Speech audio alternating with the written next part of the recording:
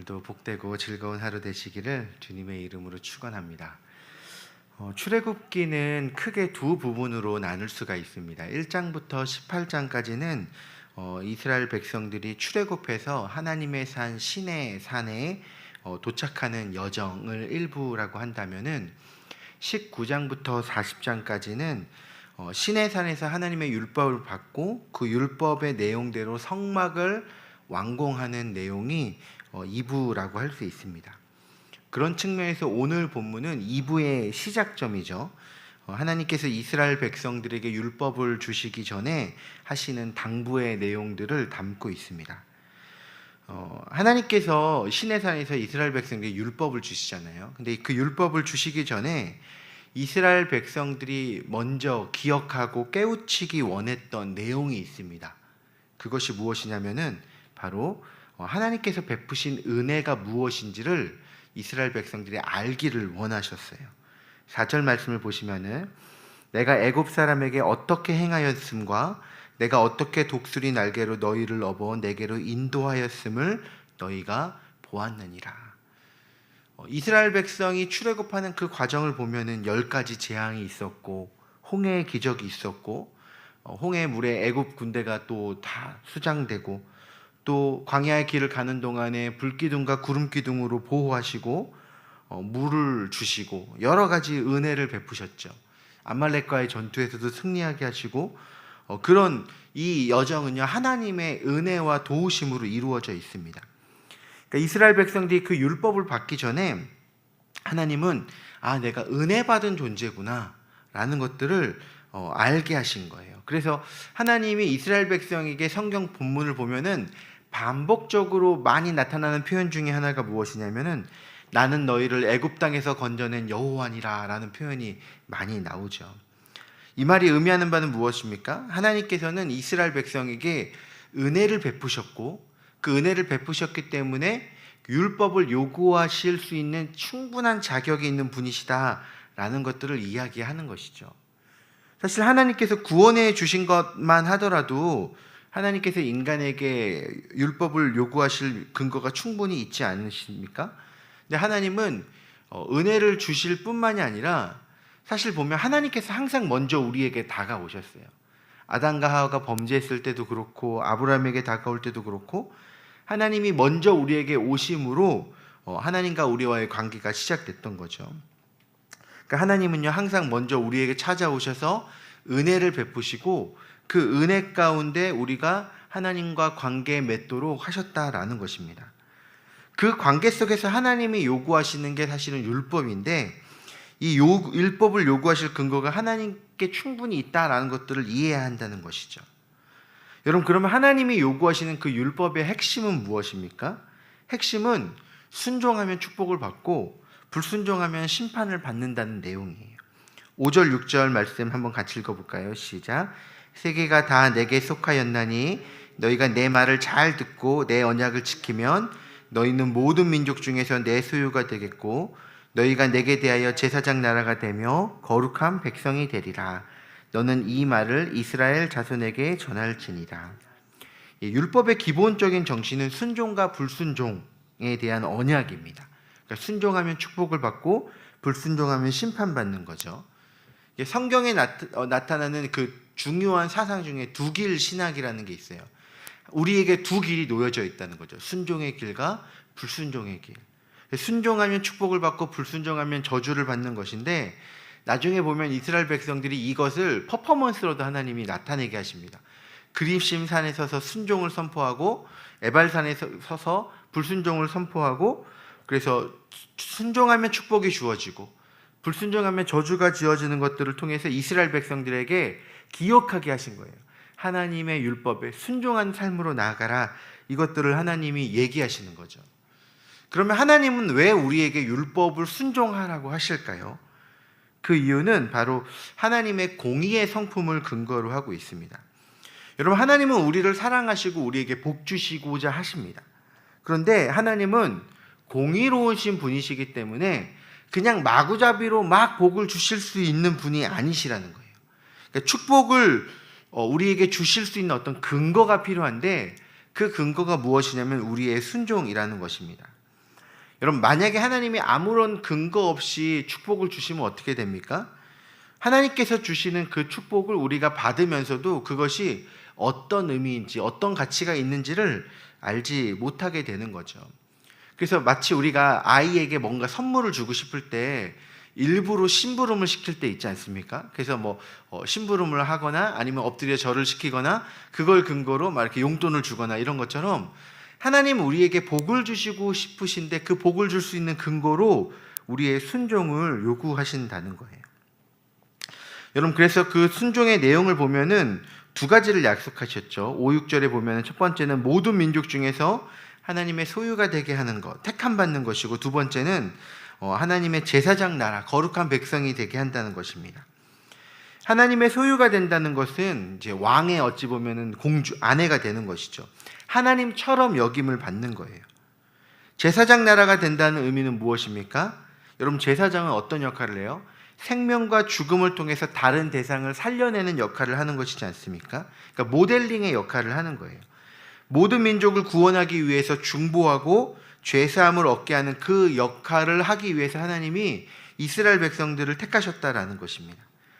그래서 이사야서 49장 6절에 보면 이걸 이렇게 명확하게 얘기하고 있어요. 그가 이르시되 내가 나의 종이 되어 야곱의 지파들을 일으키며 이스라엘 중에 보존된 자를 돌아오게 할 것은 매우 쉬운 일이라. 내가 또 너를 이방의 빛으로 삼아 나의 구원을 베풀어서 땅끝까지 이르게 하리라.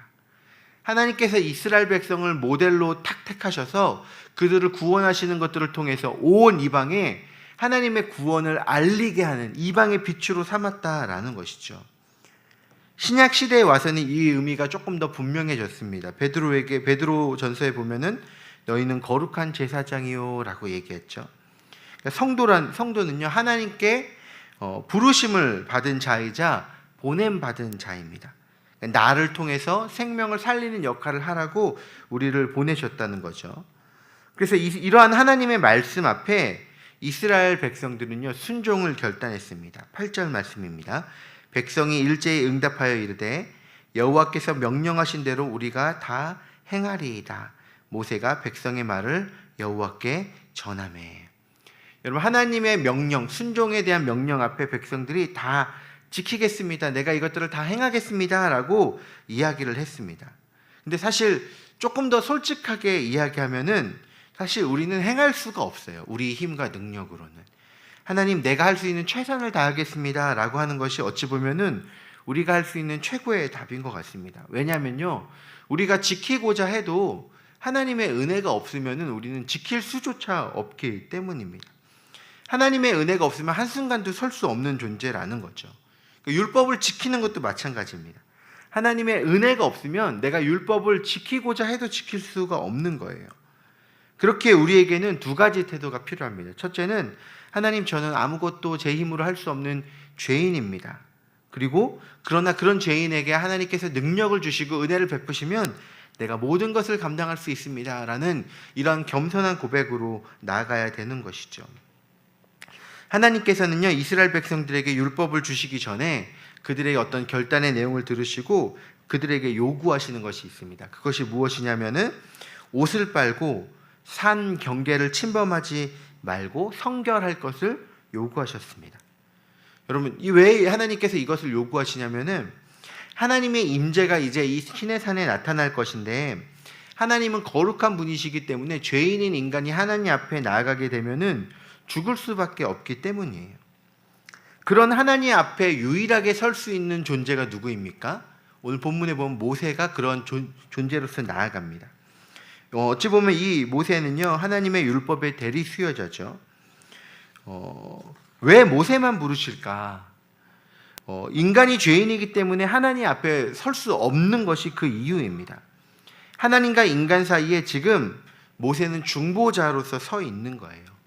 중보자로서의 역할을 하는 모세는요, 지금 예수님을 예표하고 있죠. 예수님께서 십자가에서 죽으실 때 성전의 휘장이 위로부터 아래까지 다 찢겨버리게 됩니다. 그 이전에는 그 휘장이 가려져 있어서 감히 하나님께 나아갈 수 없는 상황이었어요. 죄 때문에. 근데 예수님의 죽으심으로 인해서 어떤 일이 벌어졌습니까? 이제는 우리가 하나님 앞에 담대히 나아가서 하나님을 아빠, 아버지라고 부를 수 있는 그러한 자격이 우리에게 주어지게 됐다라는 것이죠. 그리고 우리는 이제 어떻게 됩니까? 그 하나님 앞에 나아갈 뿐만이 아니라 우리에게 찾아오셔서 내주하시는 그 하나님을 우리가 경험할 수 있게 되었습니다. 그래서 예수님께서는 내가 죽는 것이 오히려 너희에게 더 유익하다라고 얘기하셨죠. 요한복음 16장 7절의 말씀인데, 내가 가야 보혜사가 너희에게 오고 내가 가지 아니하면 보혜사가 너희에게로 오지 않는다라고 이야기하셨습니다. 그러니까 우리의 죄를 완전히 속해 주시는 그 예수 그리스도의 죽으심이 없으면 우리는 하나님 앞에 나아갈 수 없게 되었다라는 거예요. 여러분, 그래서 오늘 본문을 통해서 우리가 몇 가지씩 기억해야 될 중요한 사건 중에 하나는 무엇이냐면은 하나님의 은혜와 사랑을 우리가 먼저 기억해야 된다라는 것입니다. 나의 시작점이 하나님의 은혜로 이루어져 있구나. 하나님께서 먼저 우리에게 은혜를 베풀어 주셨고 우리가 그것들을 기억하기를 하나님이 원하시고 계시구나 라는 것들을 알아야 되는 것이죠. 왜 그렇습니까? 그 은혜를 기억해야 하나님 앞에 순종해야 될 이유도 깨닫게 되고 하나님 앞에 결단하는 삶을 시작할 수 있게 되기 때문이에요. 여러분, 그리고 하나님 앞에 순종하고 결단할 때 요구되어지는 것은 무엇입니까? 바로 하나님 우리에게 거룩과 성결을 요구하십니다. 우리가 예수 그리스도를 믿고 난 이후에도 죄를 피하고 하나님 앞에 거룩하고 순결한 삶을 살아야 되는 이유가 무엇입니까? 하나님 그분이 죄로부터 분리되어 있는 거룩하신 분이기 때문에 내가 거룩하니 너희도 거룩하라 우리에게 요구하시는 것이죠. 그렇게 하나님 앞에 거룩하게 나아가야 되는 근본적인 이유는 다 한 가지입니다. 하나님과의 친밀한 사랑의 관계를 누리기 위해서인 거죠. 하나님과의 언약이 체결되게 주고 우리에게 임재하시는 그 하나님을 경험하면서 하나님과 동행하는 삶을 살아가는 것, 사실 그것이 우리에게 가장 큰 축복입니다. 여러분, 오늘날 우리가 대통령이나 미국 대통령이나 어떤 유명 인사를 만나면 우리의 자랑이 되지 않겠습니까? 근데 온 우주 만물을 창조하신 하나님이 우리 안에 계시고 우리와 동행하셔서 늘 함께 하신다라는 것은 엄청난 축복이고 영광이라는 것입니다. 하나님은요, 먼저 우리에게 은혜를 통해서 우리가 새로운 결단에 이르게 하시고 우리가 은혜 받아서 그 실행을 하는데 구별함을 요구하십니다. 구별됨 속에서 하나님의 언약이 체결되고 성령의 인도하심을 통해 지속적으로 우리에게 베풀어 주시는 하나님의 은혜를 통해 살아가도록 우리에게 요구하고 계십니다. 여러분, 그런 측면에서 오늘 하루의 삶을 우리가 한번 다시금 정돈하기 원합니다. 나와 하나님과의 관계는 지금 어떻게 형성되어 있는가? 하나님께서 내게 베풀어 주셨던 은혜를 다시금 기억하고 하나님과 우리와의 관계를 다시금 정립하는 시간이 있기를 소망합니다. 죄를 회개하고 하나님 앞에서 거룩하고 성결한 삶을 결단하며 하나님의 말씀에 순종함으로 나아갈 때 하나님께서는 때를 따라 돕는 은혜를 베풀어 주시고 또한 우리와 함께 하셔서 우리를 인도해 주실 것입니다. 그런 하나님의 임재를 경험하며 주님께 나아가는 저와 여러분들 되시기를 주님의 이름으로 축원합니다. 시간 우리 말씀을 생각하면서 우리